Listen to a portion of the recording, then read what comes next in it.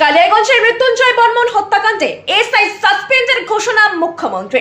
এই বিষয়ে জানা যায়, উত্তর দিনাজপুরের কালিয়াগঞ্জের রাজবংশী যুবক মৃত্যুঞ্জয় বর্মনের মৃত্যুর ঘটনায় কড়া পদক্ষেপ ঘোষণা করলেন মুখ্যমন্ত্রী শুভেন্দু অধিকারী।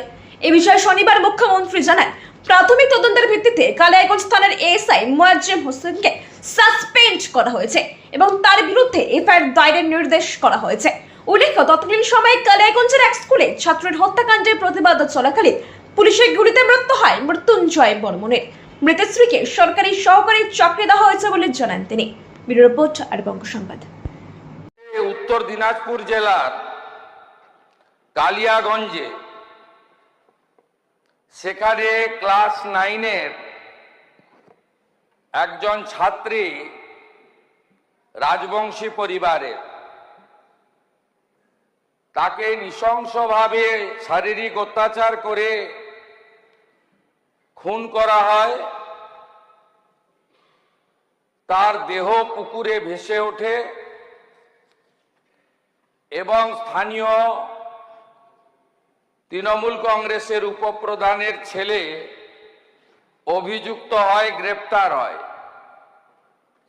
সেই গ্রেপ্তার না হওয়ার জন্য এলাকার মানুষরা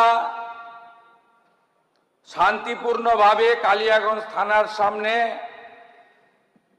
বিক্ষোভ দেখানোর জন্য জড়ো হন।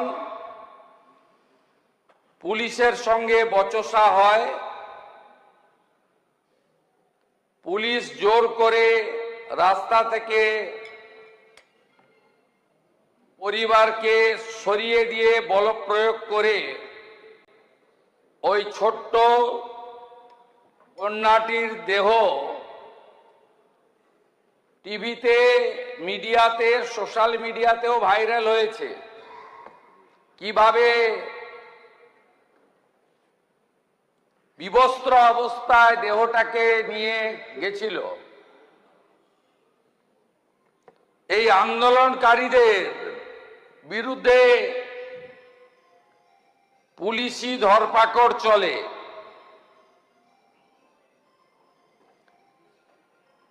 একজন রাজবংশী যুবক, নাম তার মৃত্যুঞ্জয় বর্মন, তিনি শিলিগুড়িতে একটি অস্থায়ী কাজ করতেন।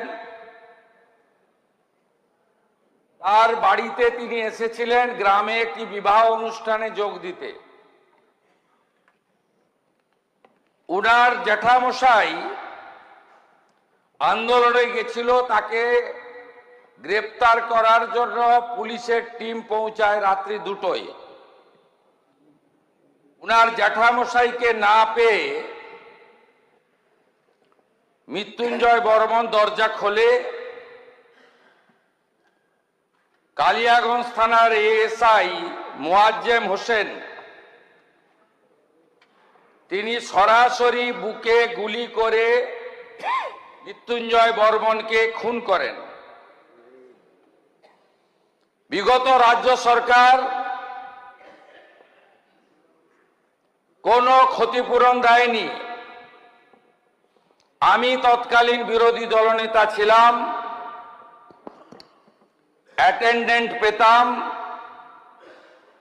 আমি মৃত্যুঞ্জয় বর্মনের স্ত্রীকে অ্যাটেন্ডেন্টে কাজ দিই, পরবর্তীকালে পার্মানেন্ট হয়ে যায় 12 মাস পরে। আমরা ক্ষমতায় আসার পরে এর প্রাথমিক তদন্ত করেছি। এএসআই মোয়াজ্জেম হোসেনকে সাসপেন্ড করা হলো।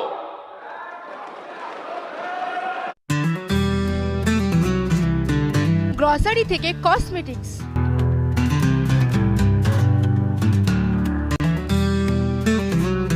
আপনার যে কোনো প্রয়োজনীয় জিনিস পেয়ে যাবেন একই ছাদের তলায়।